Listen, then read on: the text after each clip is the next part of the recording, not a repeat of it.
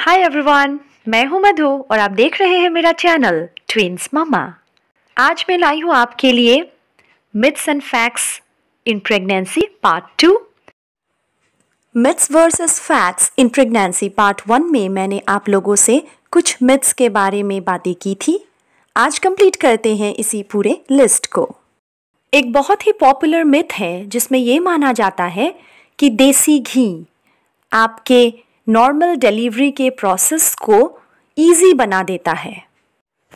घी एक healthy form of fat है। Pregnancy के दौरान अगर एक महिला घी खाती है तो ये उनके लिए भी एनर्जी देता है, प्लस उनके बेबी को भी नॉरिशमेंट प्रोवाइड करता है। 1 to 2 टेबलस्पून घी आप डेली ले सकती हैं अगर आप प्रेग्नेंट हैं, लेकिन आपको इस रिकमेंडेड अमाउंट से ज़्यादा घी नहीं लेना चाहिए, इससे आपका एक्सेस वेट गेन हो सकता है। लेकिन ये एक मिथ है कि ज़्यादा घी लेने से आपको नॉर्मल डिलीवरी होगी या आपकी डिलीवरी काफ़ी आसान होगी। एक और बहुत ही प्रचलित मिथ है कि आपको प्रेगनेंसी के दौरान कोई एक्सरसाइज या फिजिकल एक्टिविटी नहीं करना चाहिए। इस बारे में मैं पहले भी अपने वीडियोस में बता चुकी हूँ कि एक्सरसाइज आप कर सकते हैं। एक अच्छा प्लान्ड प्रीनेटल एक्सरसाइज अगर आपके डॉक्टर या आपके फिजियोथेरेपिस्ट ने आपको प्रिस्क्राइब किया है तो ये आपके लिए काफ़ी लाभदायक रहेगा। लेकिन ये डिपेंड करता है बहुत सारे फैक्टर्स पे। अगर आपको कोई मेडिकल कॉम्प्लिकेशन है जिसकी वजह से आपको बेड रेस्ट की ज़रूरत है तो आप एक्सरसाइज नहीं कर सकते। सो पार्शियली ये सच भी है, लेकिन नॉट इन ऑल केसेस। अगर आप एक हेल्दी प्रेग्नेंट वीमेन है तो डिपेंडिंग ऑन आप प्रेगनेंसी से पहले फिजिकली कितनी एक्टिव थी, आप कुछ फिजिकल एक्टिविटीज़ और एक्सरसाइजेस प्रेगनेंसी के दौरान भी कैरी कर सकती है और it may help you prepare for your delivery in fact। कुछ लोग ये समझते हैं कि air travel during pregnancy is not safe. उन्हें लगता है कि जो स्कैनिंग मशीन्स होते हैं एयरपोर्ट पे या फिर हाई ऑल्टीट्यूड, इन सब फैक्टर की वजह से बेबी को कोई हार्म हो सकता है। अगर आप प्रेग्नेंट हैं तो आपको लॉन्ग ड्यूरेशन एयर ट्रैवल नहीं करना चाहिए, specially if you are prone to blood clots.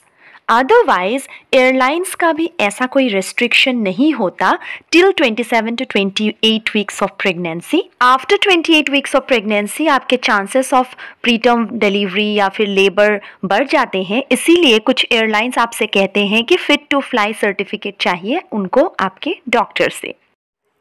एक और बहुत ही कॉमन मिथ है जिसमें लोग ये मानते हैं कि प्रेगनेंसी के दौरान एक गर्भवती महिला को अपने हाथों को ऊपर की दिशा में या फिर अपने शोल्डर लेवल के ऊपर नहीं उठाना चाहिए।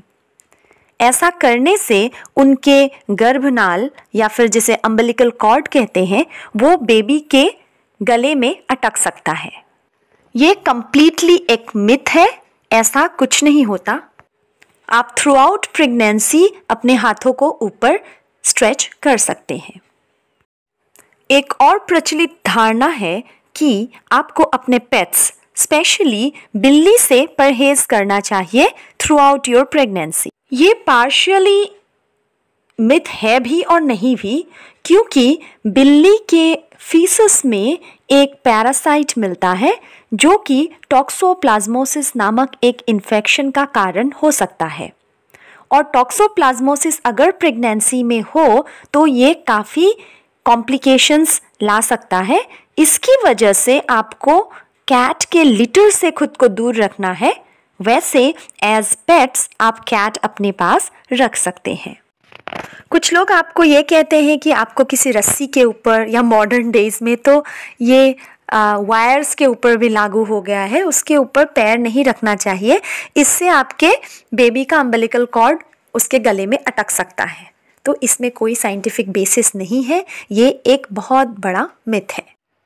कुछ कल्चर्स में ये भी माना जाता है कि अगर आपकी मॉर्निंग सिकनेस बहुत ज़्यादा है मतलब आपको बेटी होगी, और मॉर्निंग सिकनेस कम है मतलब बेटा होगा। इसमें कोई साइंटिफिक बेसिस नहीं है। आपकी मॉर्निंग सिकनेस की लेवल आपको ये नहीं बता सकती कि आपके बेबी का जेंडर क्या होगा। एक और बहुत ही कॉमन मिथ है जो ज़्यादातर लोग हमारी कंट्री में मानते हैं और सदियों से मानते आए हैं, वो ये कि आपको शुरू के 3 महीने में अपनी प्रेगनेंसी की न्यूज़ किसी से शेयर नहीं करनी चाहिए। इससे लोगों की बुरी नज़र लग सकती है और बेबी को हार्म हो सकता है। नज़र लग जाना तो एक सुपरस्टिशियस बिलीफ है, लेकिन मेडिकल साइंस के अकॉर्डिंग इस फर्स्ट ट्राइमेस्टर में आपको मिसकैरेज के चांसेस बहुत हाई होते हैं। इसलिए मेरे डॉक्टर ने भी मुझे ये कहा था कि wait for 3 months before you tell anybody कि you are pregnant. So maybe यही साइंटिफिक रीज़न है जिसके बेसिस पे ये मिथ चलता आ रहा है। मुझे याद है मेरी सास ने मुझे एक बार कहा था कि तुम्हें कुछ खाने का अगर मन हो प्रेगनेंसी में, सब कुछ खा लेना, जितना खाने का मन हो, जो भी खाने का मन हो, इस वक्त खाने में रोक टोक नहीं करते हैं। तो बात यह है कि अगर आप जो चीज़ खाना चाहते हैं उसकी न्यूट्रिशियस वैल्यू अच्छी है तो आप खा सकते हैं, लेकिन अगर आपकी क्रेविंग्स ऐसी चीज़ के लिए हो रही हो जिसका मॉडरेशन में लेना ज़रूरी है तो कोशिश करें कि आप उसे मॉडरेशन में ही लें। अदरवाइज अनवांटेड फूड की क्रेविंग्स आपके लिए अननेसेसरी वेट गेन कर सकती है, जो कि अगेन एक अच्छी बात नहीं होती इन अ प्रेग्नेंट वुमेन। अगर एक वुमेन को बड़ा सा बेबी बम्प है तो लोग कहते हैं वाह बड़ा बेबी होगा, हेल्दी बेबी होगा। और अगर कोई वुमेन का बेबी बम्प छोटा सा है तो माना जाता है कि बेबी का ग्रोथ अच्छे से नहीं हो रहा है या बेबी हृष्ट पुष्ट नहीं होगा। ऐसा नहीं होता है। अगर एक वुमेन की हाइट अच्छी हो तो उनका बेबी बम्प ज़्यादा शो नहीं करता। बेबी बम्प से आप अंदाज़ा नहीं लगा सकते कि बेबी का वेट या बेबी का साइज़ कैसा होगा। कुछ लोग आपको कहते हुए दिखेंगे कि सेल फोन या कंप्यूटर का इस्तेमाल करने से प्रेग्नेंट महिलाओं के लिए नुकसान होता है। ऐसा कुछ भी नहीं है। ऐसा कोई रिसर्च या स्टडी नहीं है जिसमें ये साबित हुआ है कि फ़ोन या कंप्यूटर के रेडिएशन से माँ या उसके बच्चे पर कोई असर पड़ सकता है।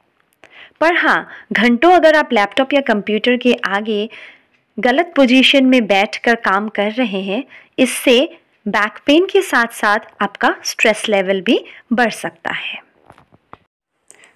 प्रेगनेंसी में चाय या कॉफ़ी लेने से भी आपको मना किया जाता है। वैसे तो कैफ़ीन आप ना लें तो ये सबसे अच्छी बात है, पर अगर आप चाय पीने के आदी हैं तो 1 कप चाय आप आफ्टरनून में पी सकती हैं। इससे आपके बेबी को कोई हार्म नहीं होगा। कोशिश कीजिए कि सुबह के वक्त आप चाय ना पिए बल्कि ग्रीन टी या मिल्क लें। कॉफ़ी ना पीना बेहतर है। ये भी कहा जाता है कि प्रेगनेंसी के दौरान अगर आपको गैस्ट्रिक रिफ्लक्स या हार्ट बर्न हो तो आपके बेबी के सर पे बहुत ज़्यादा बाल होते हैं। ये एक बहुत ही बड़ा मिथ है, कोई साइंटिफिक बेसिस नहीं है इसका।